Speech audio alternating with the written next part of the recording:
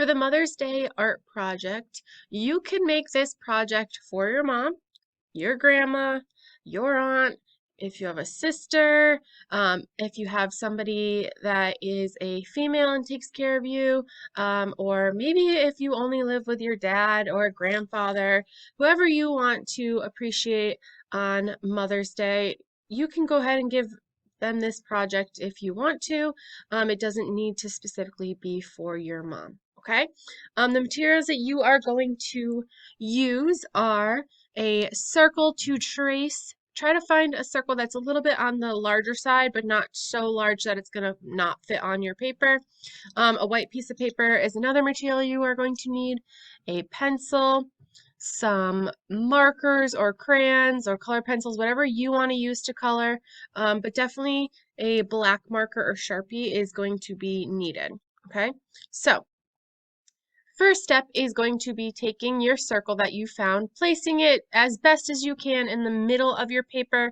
If it's not perfect, that is okay. I had picked one circle, but I thought it was a little bit too small, so I went and got just a little bit bigger.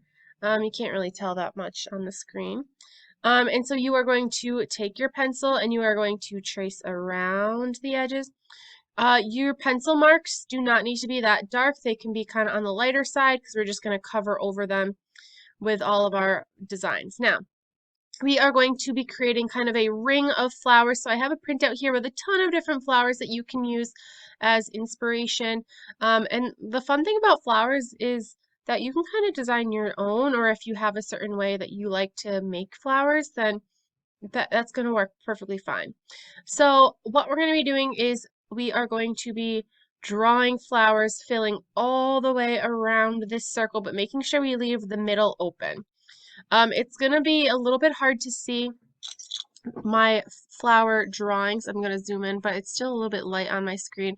So I'm going to fast forward it, and then you'll be able to see how I do it when I go over it in black Sharpie. I added a little bit of vines, some leaves. Pretty much you can't go wrong with what you add. Okay, and so I'm making my way around. It's okay if you repeat the same flowers, like I have a little bunch of 3, or maybe you take this flower design that you came up with and you repeat it over here. I tried to keep them all kind of around the same size. Some are big, medium, and small, but they all should feel a little bit balanced together. And you're going to keep going all the way back up to the beginning, and you should have created a ring of flowers. Okay, so then your next step, I think that I'm going to write my message to my mom, and I think I keep it simple and I write, "Love you, Mom." So if you are somebody who is still learning how to write, or maybe you are not 100% confident with your spelling or writing, maybe you could ask an older sibling or another family member, or you could write what I write, which is "Love you, Mom." And I turned the O in love to a heart.